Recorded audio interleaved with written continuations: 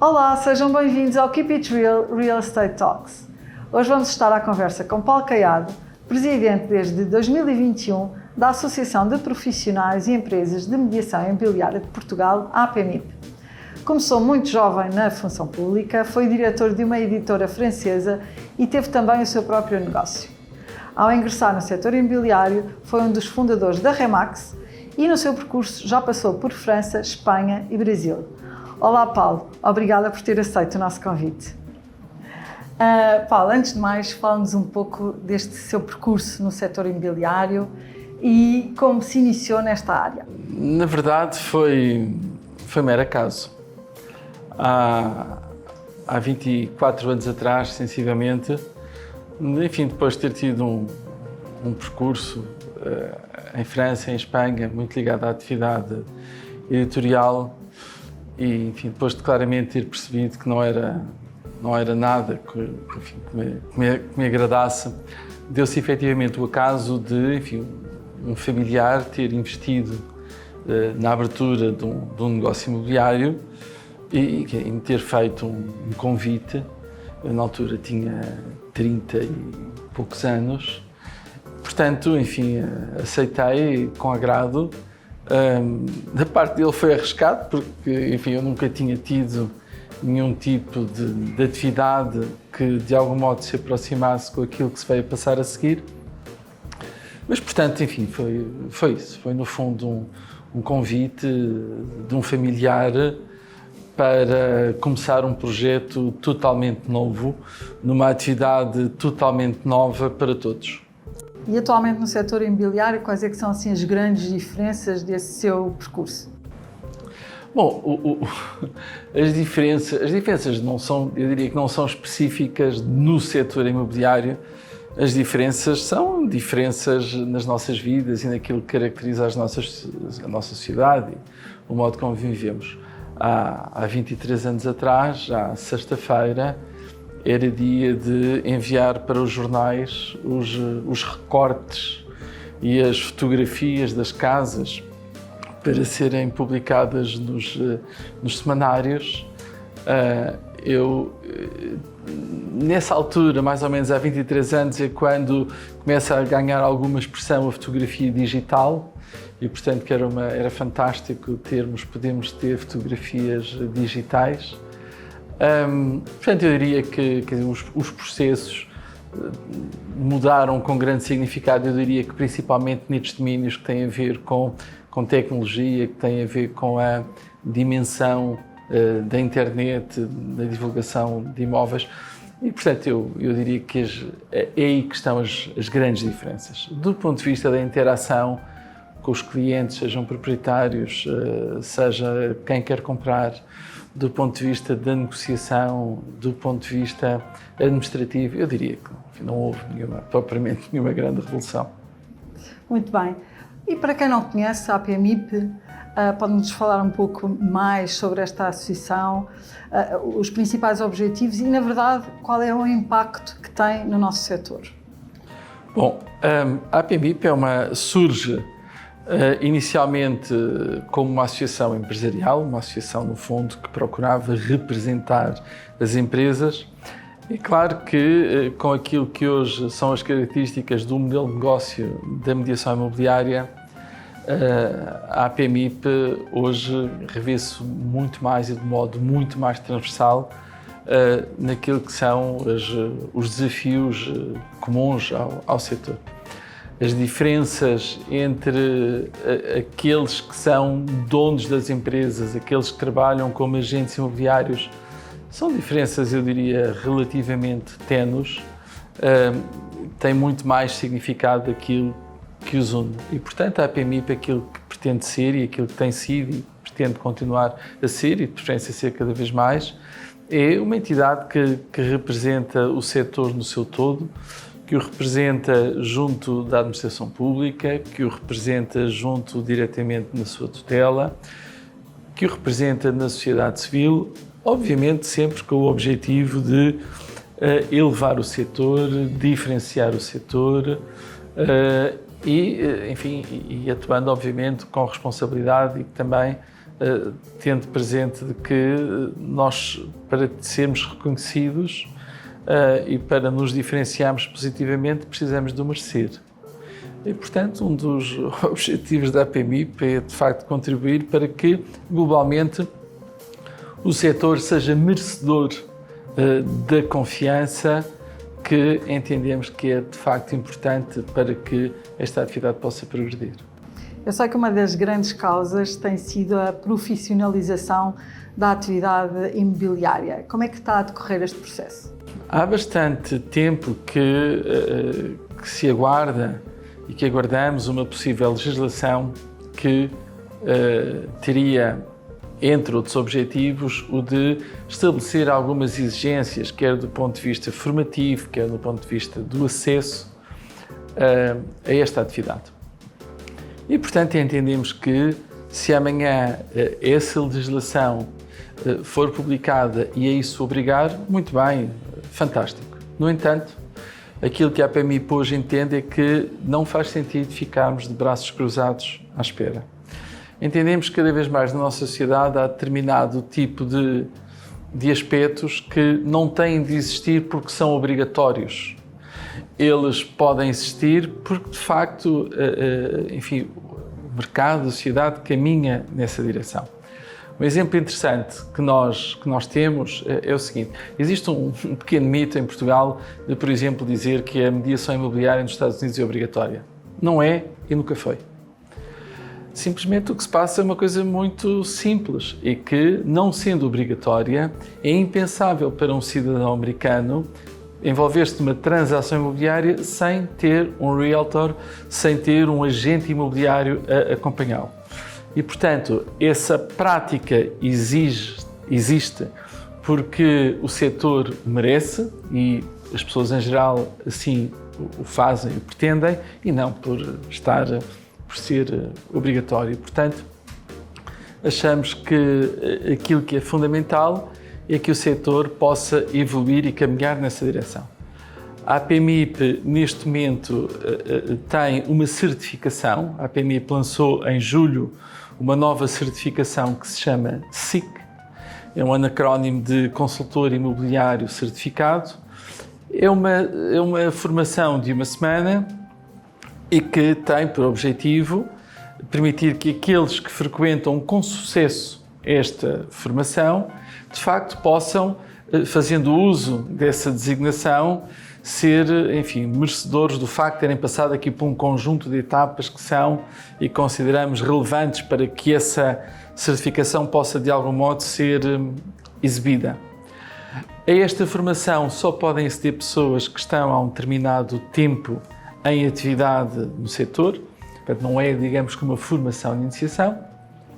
Aquilo que pretendemos é que ela seja uma certificação, seja, no fundo, também um instrumento de reconhecimento para as pessoas que superaram determinadas provas e, com isso, possam oferecer aos seus clientes em geral a confiança e a segurança de que há ali um patamar de conhecimento importante que foi superado.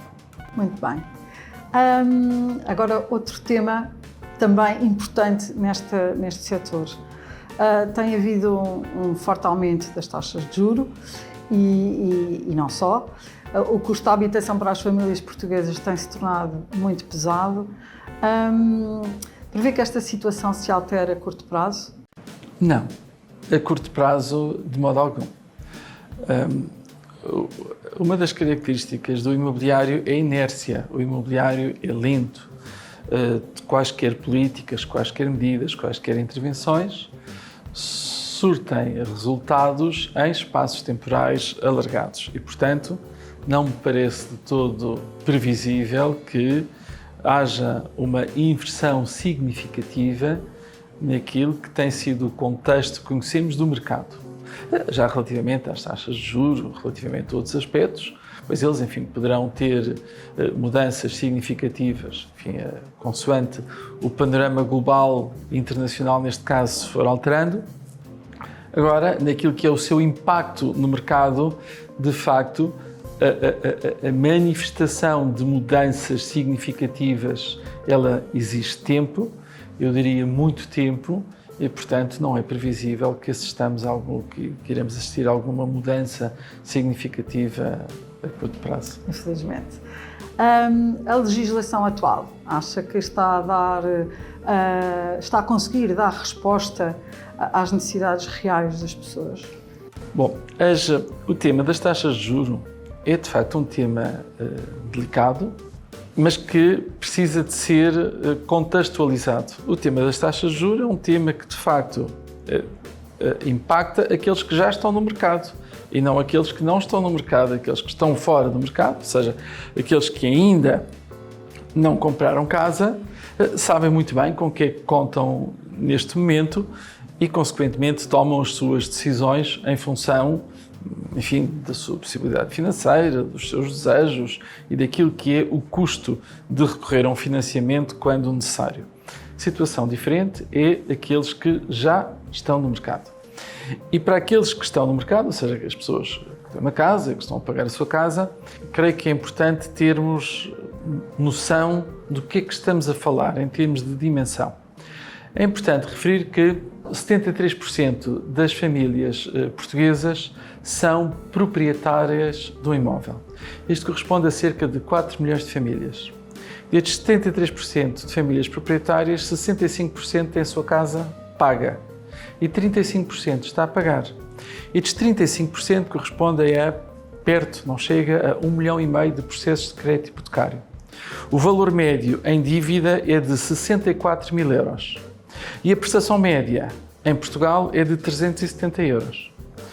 A subida das taxas de juros é, de facto, um tema muito preocupante e com especial impacto em famílias que adquiriram uma casa recentemente, eu diria nos últimos 2, 3 anos. Portanto, não têm propriamente um espaço temporal significativo para renegociar o seu processo. Eventualmente endividaram-se um pouco no limite da sua capacidade de endividamento e, finalmente, também não houve tempo para o seu imóvel se valorizar com significado. E, portanto, se a situação é para tantas famílias delicada, claro que sim, e estas medidas anunciadas, quer dizer, elas são importantes, obviamente, tudo o que sejam medidas que vêm auxiliar aqueles que efetivamente precisam de auxílio, elas serão, obviamente, bem-vindas. Segundo dados do Banco de Portugal, foram renegociados até ao final de junho do corrente ano 62 mil processos de crédito hipotecário. Isto representa cerca de 4% do número de processos de crédito hipotecário a decorrer. Portanto, se a situação é delicada, sim, muito delicada. Estamos a falar de dezenas e dezenas de milhares de famílias e a situação é obviamente delicada. Se a situação tem uma dimensão capaz de impactar o mercado no seu todo, não tem. Qual é que acha que é o caminho para melhorar o estado da habitação no nosso país? Bom, desde logo, acho que há aqui, do ponto de vista conceptual, e antes de ir aos detalhes, há aqui um tema que seria muito importante clarificar. E seria muito importante que o nosso governo o clarificasse a todos. Nomeadamente pelo número que referi há pouco, de que 73% dos portugueses são proprietários de uma casa.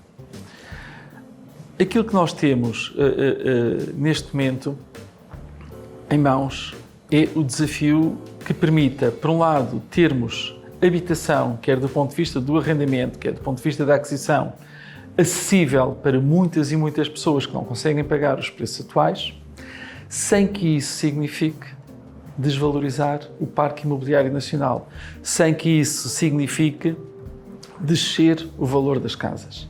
Eu confesso que, quando ouço a expressão descer o valor das casas, é algo que me assusta. E assusta-me por uma razão simples, pelo número que eu referi há pouco. Porque a generalidade das pessoas tem as suas economias na casa. A generalidade das pessoas teve a vida a pagar aquela casa. E é lá que estão as suas maiores economias. Um dia, quando as pessoas têm mais idade e se eventualmente precisam de reconstruir as suas vidas, recorrem à venda da casa para o fazer. Quando um casal se separa e precisa de reconstruir as suas vidas, é através da casa que o faz.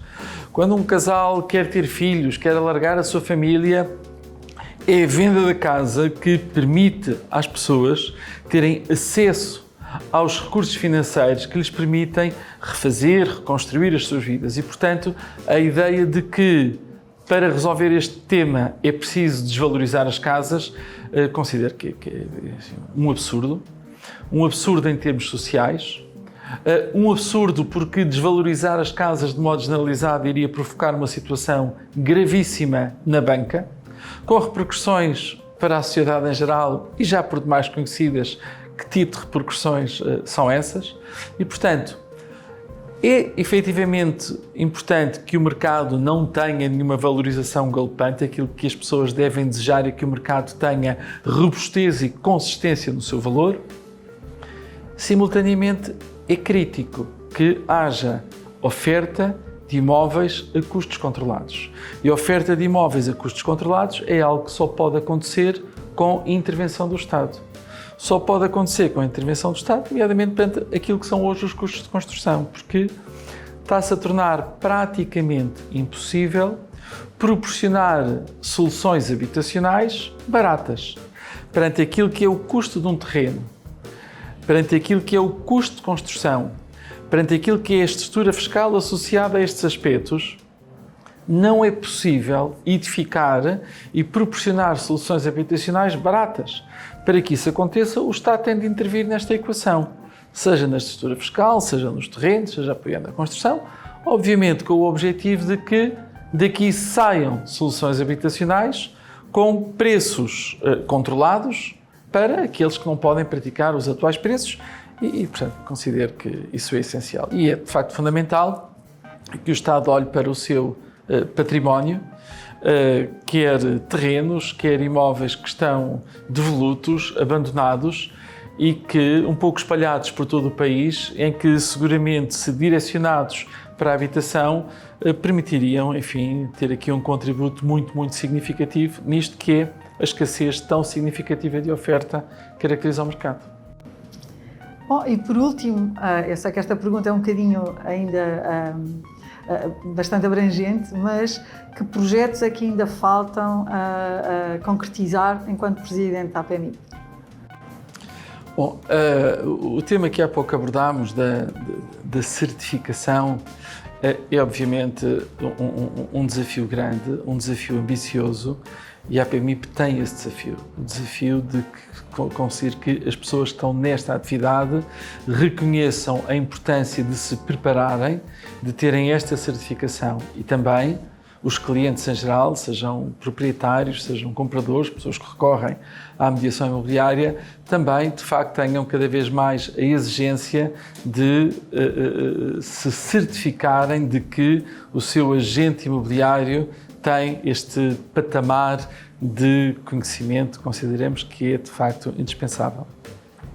Igualmente temos um desafio grande no domínio digital com o portal imobiliário Casa-S. Assistimos um pouco, enfim, em alguns locais da Europa, nos Estados Unidos, no Brasil, temos assistido a algumas plataformas ganharem uma dimensão, e eu diria até alguma prepotência não muito desejável no mercado.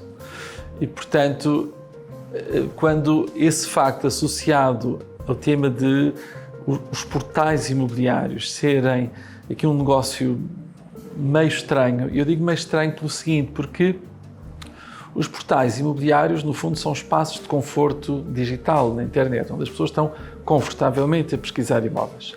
A realidade é que aquela informação, a informação que lá está, é a informação que é gerada na mediação imobiliária. É a atividade imobiliária que gera aquela informação, mas que investe naquela informação, porque é uma empresa de mediação imobiliária que investe naquelas fotografias, que investe em se certificar que aqueles dados relativos àqueles imóveis são efetivamente corretos, são fiáveis, têm de resto obrigações nesse domínio, e portanto há todo um investimento por parte das imobiliárias em reunir informação. E é a informação o principal ativo destes portais, que depois cobram dinheiro às imobiliárias para terem a informação que é crítica nos portais para poder lá estar. Isto com uma ideia, que é uma ideia assim, um pouco enfim, é que existe, de que estes portais são grandes geradores de leads, de contactos, e que sem eles os imóveis ficavam por vender. Ora, não há nenhum imóvel que fique por vender. Não há nenhum imóvel que não seja encontrado dentro da internet, esteja em Katmandu, no Nepal, ou esteja no Príncipe Real, em Lisboa. Ele está dentro da internet e ele é imediatamente encontrado por alguém que efetivamente procura esse imóvel.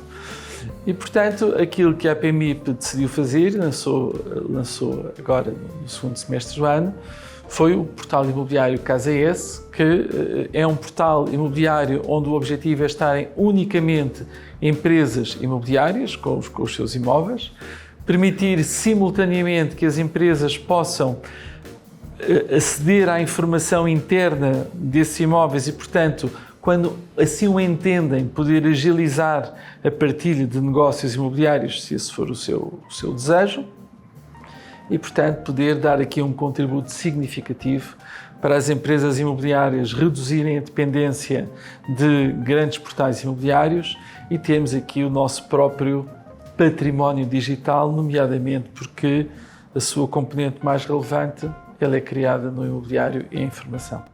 Muito obrigada, Paulo, por esta tão esclarecedora conversa. E quanto a vocês, muito obrigada por estarem desse lado. Comentem e deixem as vossas sugestões para quem gostariam de ouvir nos próximos episódios do Keep It Real Real Estate Talks. Até breve!